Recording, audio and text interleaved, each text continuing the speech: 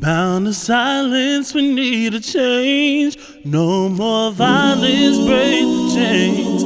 Keep your eyes on the prize. Hold on, hold on, hold on, hold on, hold on. Keep your eyes on the prize. Hold on, hold on. Our hearts are troubled, our souls are weary. Don't give up, Kansas City. Keep your eyes on the prize. Hold on, hold on, hold on,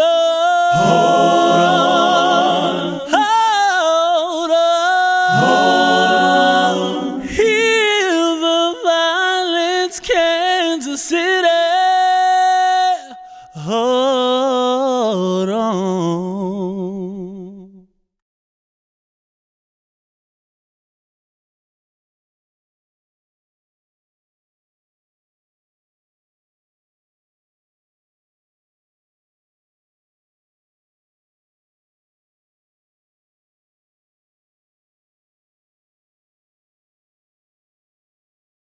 January the 1st, 1996. So when it comes to so-called minorities, you see longer sentences, in particular with our youth. They get locked up for a longer period of time. So this is cutting the mandatory minimum, and also deals with judge discretion in sentencing. House Bill 153, this is one of the bills that I have to pass. House Bill 153 requires the Department of Corrections to perform certain actions to improve the eligibility of people working, and all that means is required, orchestrated, and strategic. When he said he has 5 penitentiaries in his area, this is where his people working. Well, he has incentive to keep corrections the way that corrections is. And it wasn't a misunderstanding of what happens in the correctional facilities. It wasn't a misunderstanding of overt sentencing. And what I mean by overt sentencing, if you look through the racial demographics, you'll see somebody black, somebody white commits the same crime. The black person's going to get more time, and 9 times out of 10 he's going to see the penitentiary. Similar with Latinos, but not the same. When you look at the numbers, blacks oversee the population when it goes to penitentiaries, followed by Latinos, followed by white folks, right? And this is all strategically done from legislation to economic isolation of communities. And again, you can see that proximity here in Kansas City and St. Louis. And it's not a question. If you drive down the east side, you see no jobs. Well, what you think is going to happen? You're going to have certain crimes. You're going to have economic stress crimes. We don't have a lot of moralistic crimes that you see so-called minorities locked up for. It's almost all economic stress or nonviolent related when it comes to drug dealing, enhanced with guns, which gives you your ACRs and all that other good stuff, which puts us in the violent criminal category, but it's not overtly violent crimes that we're getting locked up for. I'm open for any questions. So I don't really know what the format was. The format is exactly what you did. So I mean, I think you should give it up for your rep because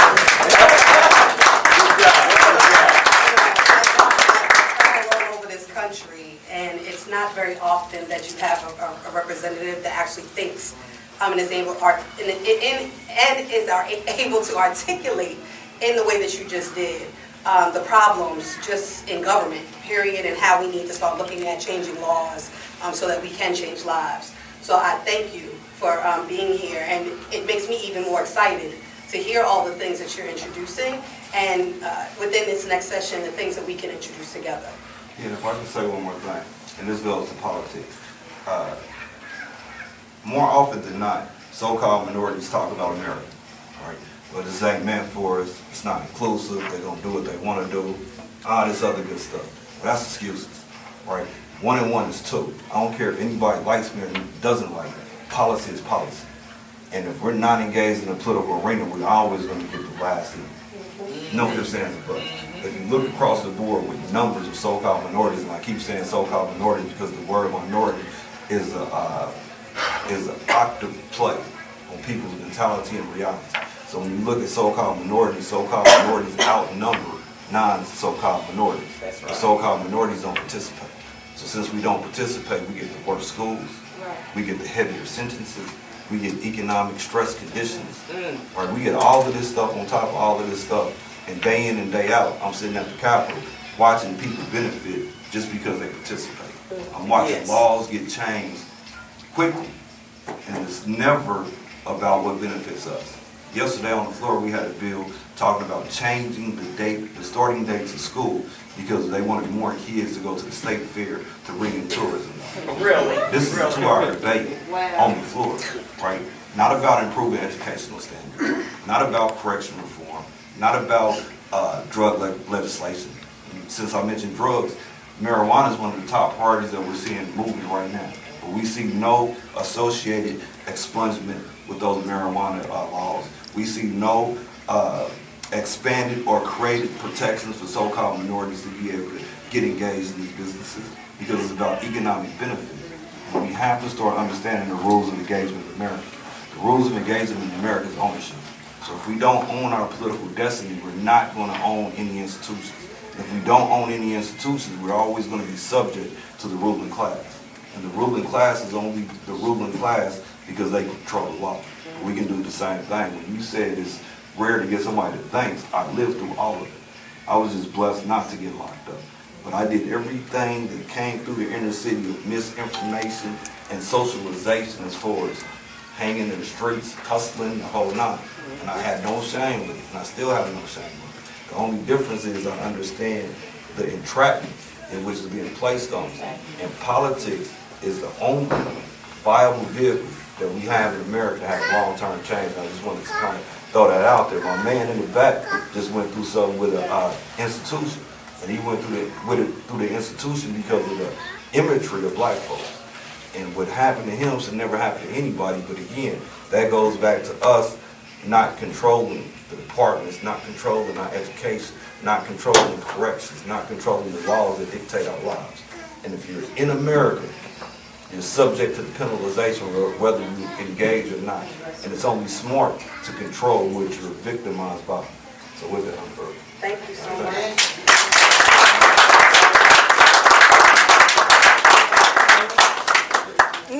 I'm gonna leave in a minute because I gotta get back on the floor.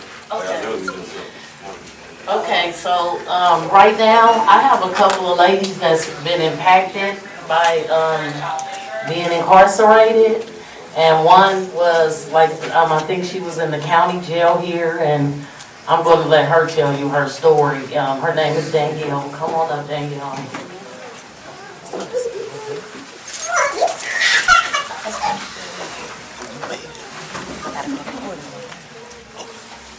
Yes, I was just basically incarcerated in Jackson County facility. Yeah, get the mic, get the mic. I can hear you. Pick it up. I was just recently incarcerated in Jackson County facility. May of 2017, I was raped in Jackson County facility. I was raped while I was in Jackson County. And as Pick the mic. part of rape, right there. They locked me in. They locked me for 48 hours inside. They locked me for 48 hours and said that I was crazy, and no one came to see by me. I wasn't fed. I hadn't bathed. I was bitten by bed bugs, and it took a sergeant to come back there and listen to me, and for me to tell her I had a couple of warrants and stuff, but when I told her that I was raped and they rolled the footage back, I had the handcuff key, but the officer had dropped his handcuff key, and I wouldn't give the handcuff key to nobody until they called the director down to come and see, and they called KCPD detectives had to come in there and videotape my statement and everything. And I'm still trying to go through legal processes as far as trying to sue the county or whatever. But they took me down to Trump Medical Center. They performed a rape kit. I had vaginal tearing, and from that I've been put on psych meds, and just a lot of things have been going on. Issues that I've been dealing with as far as my experienced in Jackson County. There, we wasn't fed food. We sacked lunches 3 times a day. Toilets was overflowing. It's just really bad down there. And since then, it seems like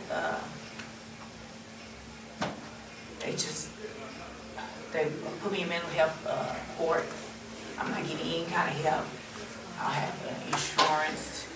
It's just a horrible experience, and they expect me to deal with these things on my own. No one's trying to help. Well, we want to help you. And is there anything you want to say, anything else about the? They had me file I had to go to 635 Woodland after the incident and file a formal complaint against Jackson County facility. Then the federal investigation people came out and talked to me, and they've been following up. But I don't have legal representation. I'm just doing it all on my own. And I'm going to Truman Behavioral Health Services and trying to get insurance.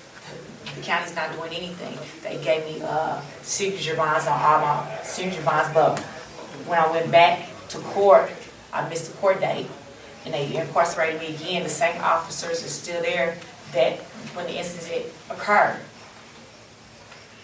And I still have to deal with them, still have to see them.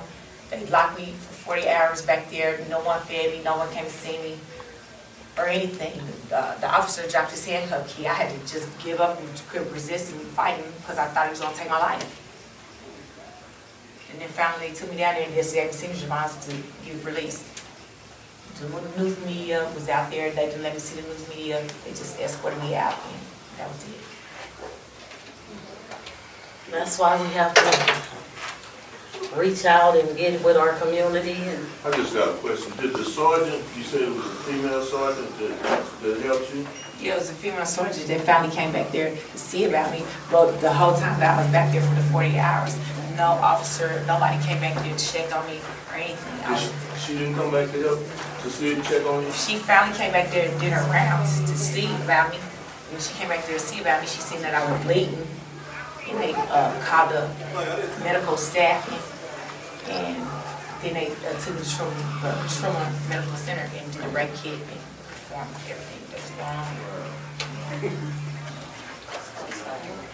Thank you so much for sharing. It takes incredible courage to share something like that.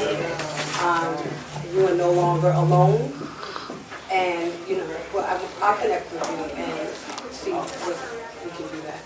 Continue to help you. And also, it's all the resources. We have resources back there that can help you.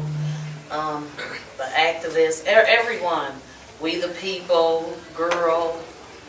We all here for you. And I'm so sorry that happened. And Right. I love you, and we're going to help try to help and look into this. I had somebody from my city came to get in touch with me, but just dealing with the whole experience, I haven't had We'll keep in touch with you. And thank you for sharing. Yes, thank you so much. Thank you.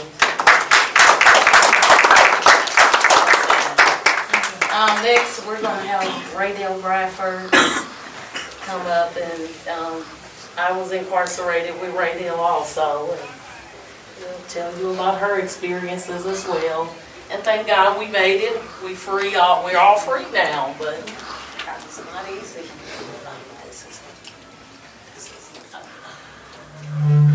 What's wrong with it? Danielle, God bless you. Sorry to hear about what happened to you. I didn't have a bad experience like that, but when incarcerated, they make you feel like you're not going to make it. They tear you down, and you have to be strong and humble yourself and not let it get to you. When I got indicted, I had 20 co-defendants, and I went on the run for like 8 months because I wasn't ready to be incarcerated. They finally called me in Texas, and I went to Mansfield Holding Facility where the officers was having sex with the inmates, like right there in the shower while we were locked down. I ended up going to Leavenworth for a year and a half. then they shipped me out to the prison. I got sentenced to 98 months to federal prison for marijuana.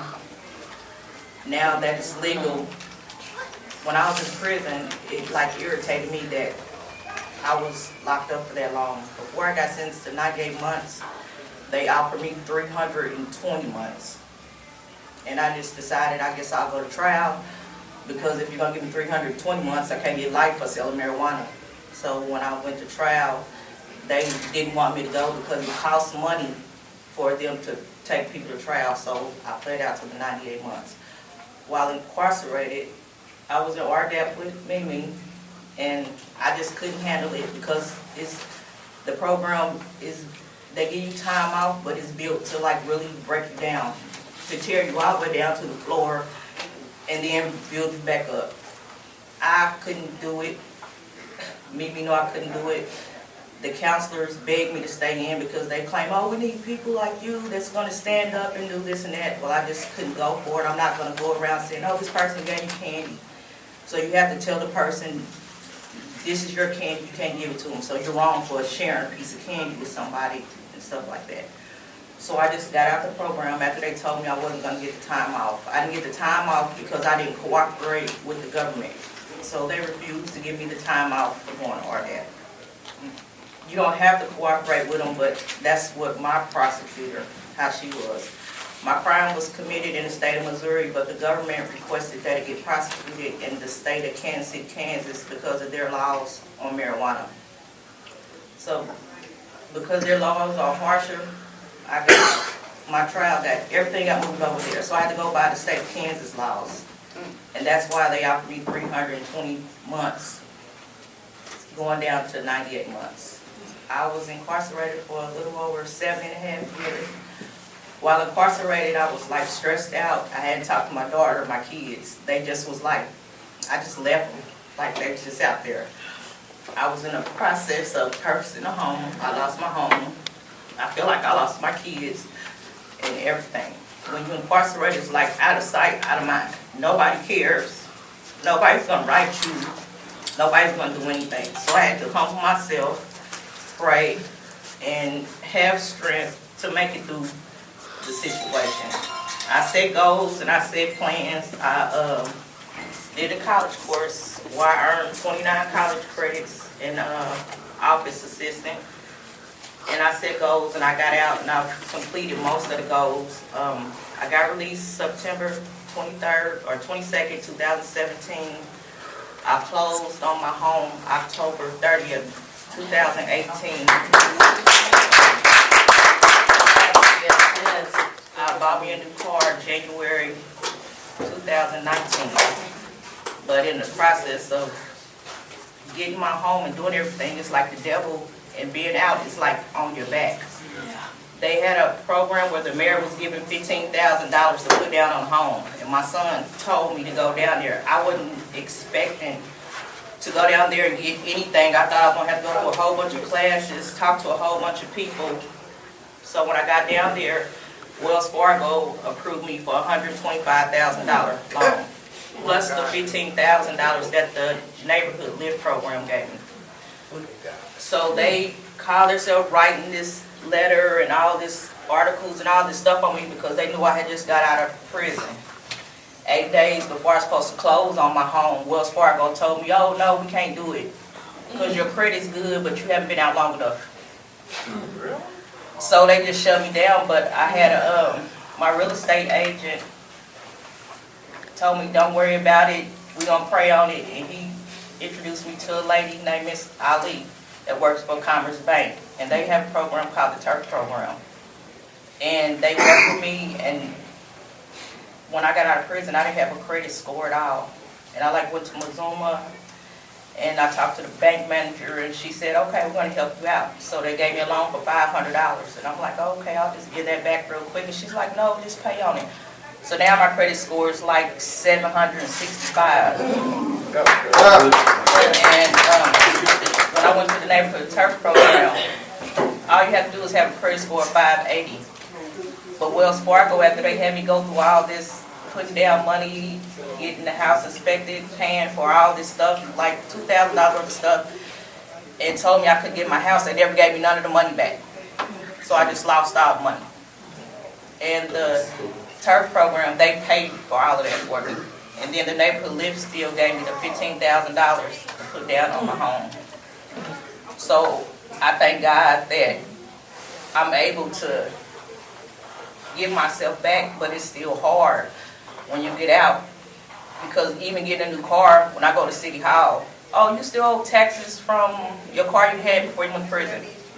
I'm like, well, how do I owe that? I sold the car. Well, we added interest and late fees. So my taxes was actually $700. Now it's like $2,400 because they add all the taxes and late fees. And they don't care that you've been incarcerated. They don't care that you verified it. They don't do all of that. And that type of stuff will make you want to go out and do something to get some fast money to hurry up and get it, because you commit the crime by not driving with the correct tags on your car. Right. So people say it's easy. It's not easy. It's just not easy. And I just thank God that I'm here today. I've been having the same job at Amazon since I've been out of prison. And it's driving me crazy because it's like really hard work, and I'm not used to hard work, but I have to do what I have to do to take care of myself. My children are grown, so I don't have to worry about them. It's just me. But I had to humble myself in prison, make a plan, and stick to it, and get out. And when you go to prison, you can't let it get to you and get involved in all the mess that's in prison, because it'll just tear you down. And they don't want to see you do better. They want to see you come back or stay in prison. They don't want to see you get out. So when you get out, it's like they want you. It's just like everything just keeps coming up for you to do something wrong to get back. But I thank God that He's watching over me and that I can do the right thing to stay on the right track. And thank you for the back. Thank you. Thank you so much. Congratulations on your own. Before I have one more want to speak. If anyone else has been impacted or like to speak, you can speak for a couple of minutes. But after Michelle Medji speaks, I want each of the organizations to come up for like 2. First of all, I'm going to let you know I've never been incarcerated, but I will tell you that I was a prison guard. And the reason that I went into that is because I was in social work, and what I wanted to do is help people rehabilitate. So I worked at the Kansas City Community Release Center. What I found out is that they would have you in jail for 24 out of your 25 years, and in 1 year we're supposed to fix everything that happened to you the other 24 years. I got so frustrated, I quit. I couldn't deal with it because I couldn't understand how people could be treated that way for so long and then come here and all we want you to do is go get a job and then come back and that's all we were going to do for you. I couldn't do it anymore.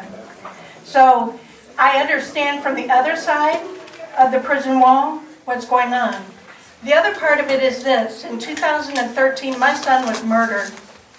He was walking home, minding his own business. Somebody stabbed him twice. His younger brother found him in our house.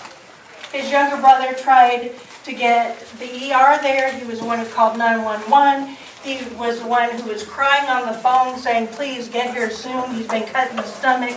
He's got a cut in the neck, and etc. And for the next 3.5 years, because he's gay, for the next 3.5 years, the police wanted to put it on him. Okay?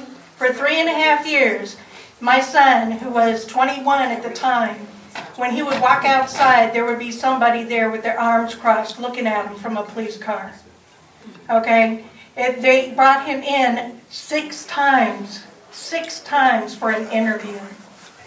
And every time they kept saying, we know you did it.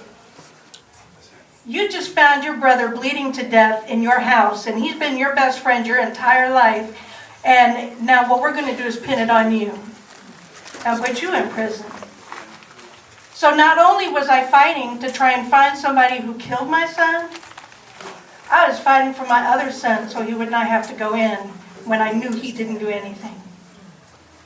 So I understand when people say, that they're incarcerated and they didn't do the job. They didn't do what they're in there for.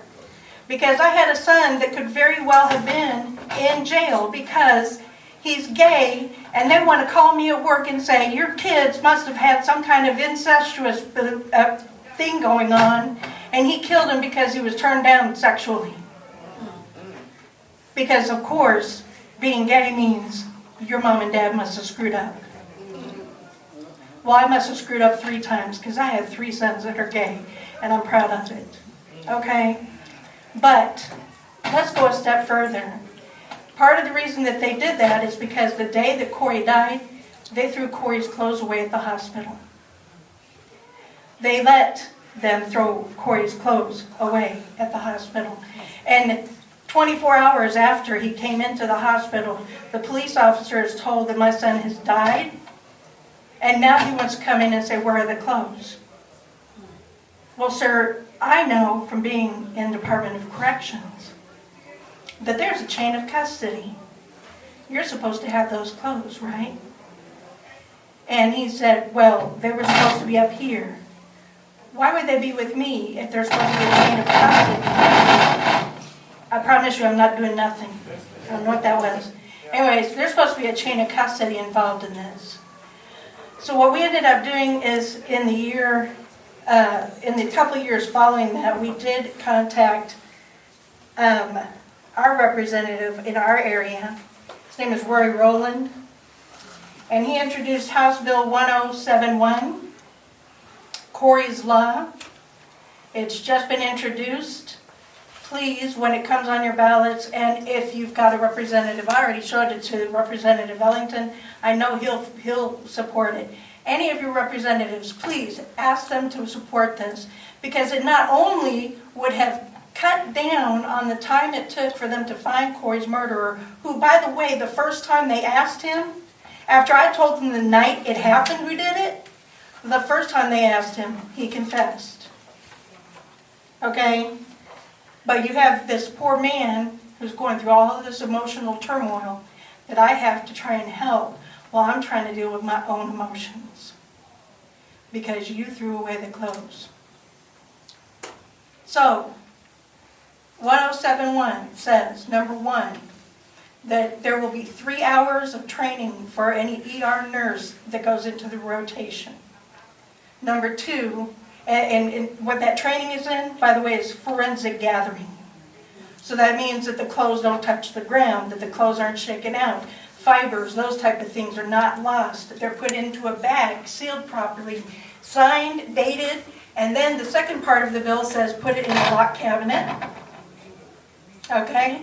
You put it in the lock cabinet, then I can tell you yes or no, you can throw those clothes away, but you can't throw them away until that happens.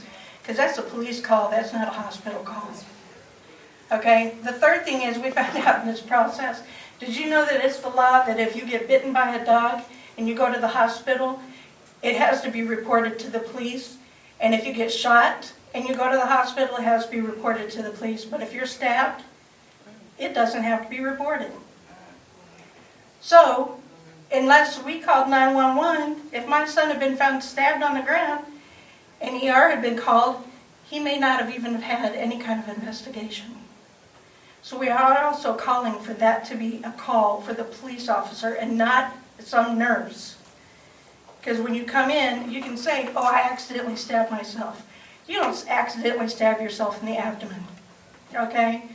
Let's let the police decide if there's a law that's been broken. And so I feel for people that have been incarcerated. I really do, because I've seen it. And I couldn't stand it, so I left. Because I didn't want to deal with that anymore. That was not my place. Because if they weren't going to try to fix somebody, I didn't want to be there.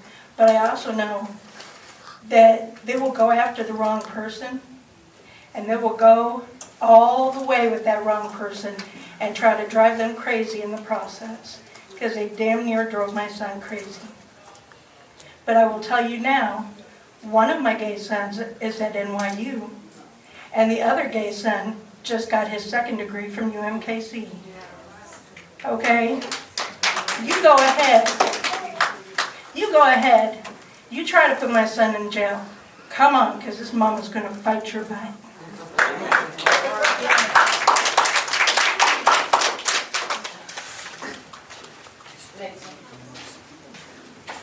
he's got to think about his mama. And we teach him to love your mama because along the way, she needs help. And that's what we're here for, is to help him to understand what has ever happened to your parent, not particularly his parent, but the kids that he runs around with. It may be 15 of them.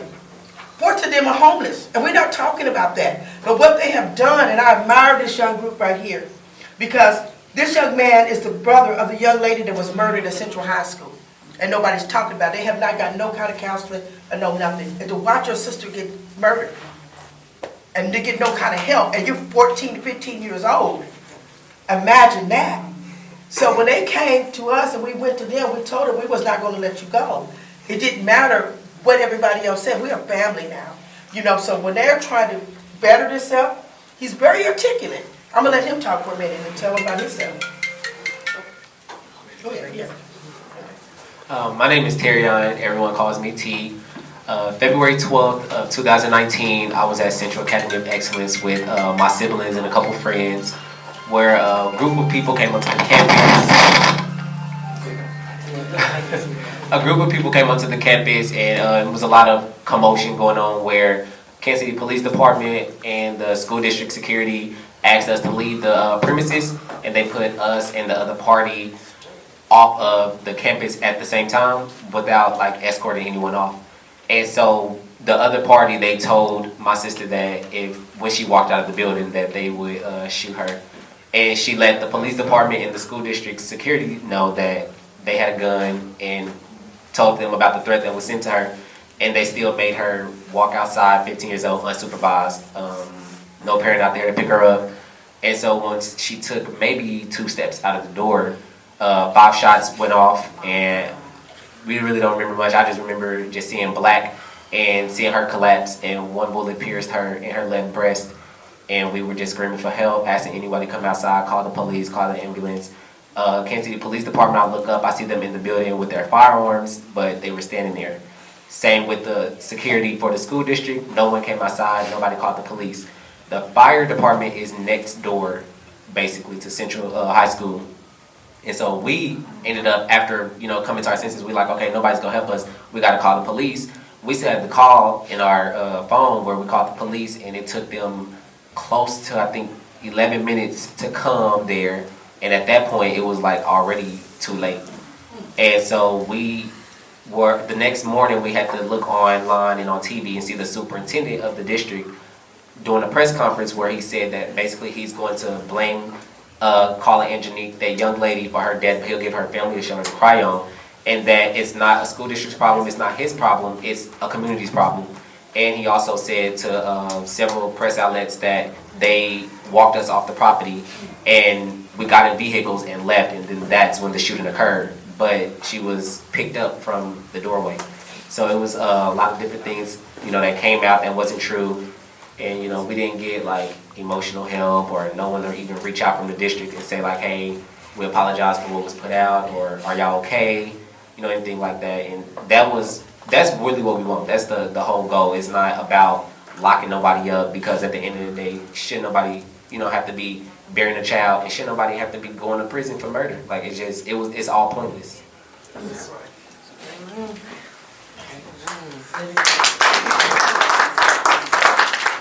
Thank you. Next we have Tim McCutcheon with Sisters with a Purpose. Then we have Good afternoon. That says Sisters with a Purpose. And Sisters with a Purpose came into fruition when I was in my early teens, my late teens, my early 20s. My mother was indicted on federal charges for conspiracy, and she was sentenced to 12 years in the federal penitentiary. And during that time when my mom was incarcerated, when she walked in able-bodied, just like you and I, 2 legs, 2 arms. But while she was in there, she had a triple heart bypass while she was in there.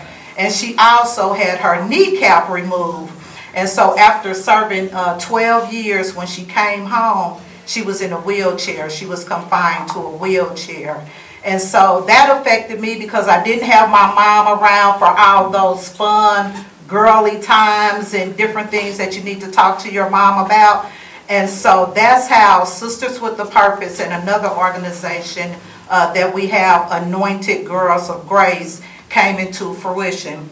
With Anointed Girls of Grace, being a kid with both of my parents were incarcerated. They gave my dad 20 years and he served 17 and a half years. So being a young girl and not having my parents around, that made me start an organization called Anointed Girls of Grace. And what that was, we would go into the schools because there's really no counselors within the schools who can help our young people when they're going through being in witnessing shootouts or someone dying. No one can really relate to that. And so we thought it would be good if we can adopt those young people, at least 25 to 30 children during the school year, and just be a blessing to them. Not only that, Sisters with the Purpose, we do annual workshops called The Skin I'm In. Mimi was our speaker last year. And what that does, it gives women an outlet, because sometimes we're depressed, we're frustrated, so many different things are going on in our lives, and sometimes we feel like we don't have an outlet or someone to talk to. So that platform right there gives women an opportunity to come together, network, and have a shoulder to lean on. We do gift baskets, like a food gift baskets for the elderly, because what we witness, people, I want you to just hold on, listen to some older people, link up with someone, and you can do all things through Christ who strengthens you. All right.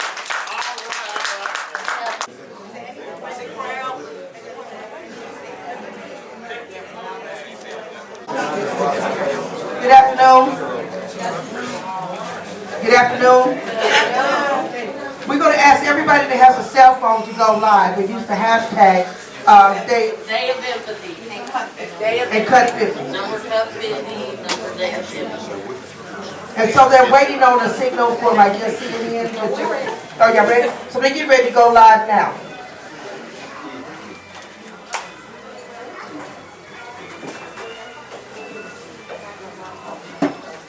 Everybody got their phone? Everybody got their phones going to Go live. go live. Hello, Day of everyone. Dignity hashtag. Hello, everyone. Hello. How you doing? My name is Demetria Harrison, and today I'm here to support Empathy Day.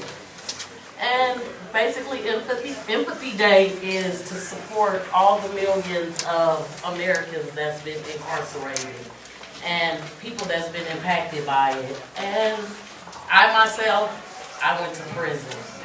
In 2010, I was indicted by the federal government. And I served I got 80 months. And I served 5 years of the 80 months. And I seen a lot go on. Even though I was indicted in the state of Missouri, I never was in prison or in a holding facility or anything in Missouri. But where the places I went, it was just not good for women. It was like, it's not Missouri, but I was in Oklahoma City. And I watched women in prison roll up tissue for tampons, because we didn't have tampons in there, so people rolled up tissue, and I'm sure things like this probably go on with Missouri. And also, I just wanted to bring some awareness about Missouri, that if you didn't know, Missouri has more women incarcerated in any state out of the country. So we have to bring awareness to this day. We have to get out and speak with our lawmakers, pass some bills, and try to get some things done to make a change. And today I have a few speakers. Today we have Brenda Ellington, State Representative. I would like to thank Carol Cole for coming out. I know everyone knows Carol Cole. If you don't, this is Miss Carol Cole over here. She's done a lot for our city. Tommy Simmons, Big Mike, all these guys, all the activists in the room, everybody, we just really appreciate you. And I'm going to bring up my friend, my really good friend, Topeka Sam with the Loam, and she's going to talk to you guys and introduce State Representative Brandon Ellington to you guys. And thank you all for coming. You gotta give it up for our sister, Mimi Harrison. It takes a lot of courage to come and use your voice to even let people know the things that we've experienced. And so I'm here today as the director for the Dignity Campaign for Cut 50 and in solidarity with everyone in Kansas City and the state of Missouri on this day of empathy. And so I usually start when I speak asking people to either by a show of hands to acknowledge if you've been impacted by incarceration. And when I say impacted, it doesn't necessarily mean that you have been in prison yourself, but you could have had a loved one who is in prison, a friend who is in prison, and after today, everyone is impacted in this room. So by show of hands, how many people have been impacted by incarceration? Okay, so thank you for being, courageous enough to share that, because there's still a huge stigma around incarceration and living with that. And so myself, I was incarcerated with Mimi for one of my 3 years when I was in federal prison. And through the things that I saw and the things that I experienced when I was in prison, I decided to come home, create platforms for women to use their voice, and join forces with Cut 50 to pass legislation state by state led by formerly incarcerated women. We passed 8 bills in 8 different states last year called Dignity for Incarcerated Women, where we are ending shackling of women during child labor, and unfortunately that does still happen in this country today. As Mimi shared, access to menstrual equity, making sure women have proper hygiene products, keeping children within a certain mile radius to their parents so that we can try to keep family reunification during incarceration, because we do know that our families suffer because they're incarcerated as we are at the same time. And then also just wanting to acknowledge the community-based organizations that are also in this room. So my sister Candace and the sisters back here, please make sure that you're reaching out and you're supporting your community-based organizations, because without them, when we come home, we don't have a community or a network to go to. So I am from New York, born and raised in New York, and it was incredibly important for me to be here today, not to just support my sister, but also when I found out that Missouri was the #1 state leading in bringing women to prison, right? Before it was Oklahoma, but now it is Missouri, and I had no idea. And when I started talking to my Native sisters and sisters who are presently in like South Dakota, neighboring states, even in Missouri, the violence that women face, 10,000 women who are just lost. No one knows where they are. And so we have to begin to really think about what's happening here in Missouri and how we can make sure that we're doing legislative advocacy and change. Now, there has been some legislation that passed the House recently that actually does help with menstrual equity, making sure women have the proper hygiene products, but that is not enough. And when we think about incarceration, I do advocate on behalf of women, mostly because of my experience. But when we pass legislation, not only do we look at things that are going to impact specific, gender-specific things, but we also look at things that we can do as a community to help everyone. Because now, with there being one in every other family in this country that has had an immediate family member who's been incarcerated, we all know that this impacts us heavily. And so because of that, having our elders in the room who have been fighting for decades, being here and standing in unison and teaching us what we need to do around legislative advocacy in this state is incredibly important. So whatever we can do at Cut 50 in order to continue to lend our resources, lend our support, make sure that we are connecting you to your local elected officials. Thank you so much, State Representative Brandon Ellington, for being here. It's important that your elected officials are in the room and that they are interested in hearing you, but also in helping you, right? We knew that even when we passed the First Step Act through the current administration, that it was very difficult. But we are a nonpartisan organization. We know that despite how we may personally feel about whoever's in office, that our brothers and sisters who are incarcerated, they don't care. They just want to come home.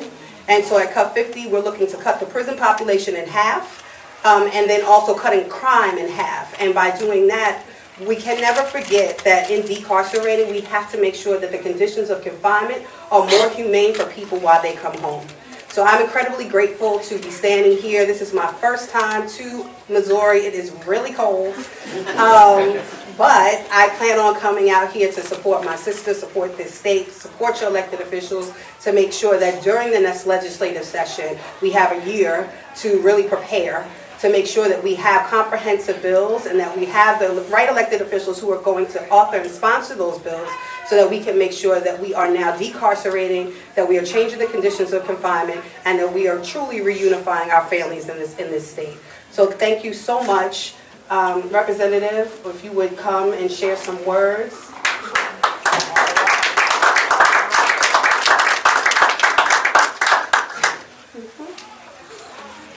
All right, before I say anything, I'd like to say all praise and honor and glory be to God. Y'all gonna have to excuse me because I just ran in and I'm gonna have to run back out because we're currently in session. We're on the floor. And as I get my thoughts together, I'm gonna read through a list of legislation bills that I have on the floor right now. To go to the bill that you just talked about, I am a supporter of that bill. It came through the House 3 to 4 times, the Shackling the Women's bill. Don't know if we're gonna pass it this year, but it is something that constantly moves off the floor. And then last week, a co-sponsor of a bill that came off the floor that allows people 65 years of age to come up for probation and parole to get out early. And I have a couple other mandatory minimum sentencing bills that I work on. So just going through the list. House Bill 149 requires the Department of Revenue to include the Missouri Driver's Guide educational material on vehicle stops. The reason I have this book is it actually puts the law inside of the driver's handbooks. And this is the first instance that most individuals have with law enforcement and then ultimately corrections for bad stops, mishits and different things that happens in traffic stops. House Bill 150 establishes law enforcement procedures relating to racial profiling, searches and seizures and traffic stops. Again, it follows the same vein in the state of Missouri. We have an imbalanced practices of so-called minorities that are pulled over and non-so-called minorities that are pulled over. At the Attorney General's office, they calculate this data, but then they have nothing to rectify the fact that we have 80% of so-called minorities that are pulled over with a 20% hit ratio, and then 70% of non-minorities are pulled over like 85, almost a 90% hit ratio. Hit ratios go to contraband drugs and other illegal substances in the vehicle. So on data-wise, it shows that so-called minorities are pulled over more and don't have as much illegal activity going on. House Bill 151 allows victims or witnesses of a crime to be granted an automatic full order of protection if such witness or witness is fearful of her safety. It also has some language in there that redacts information, which should encourage people that they're witnessing crimes to be able to step forward, because now they don't have to worry about being in the discovery and other things that leads to victimization of witnesses.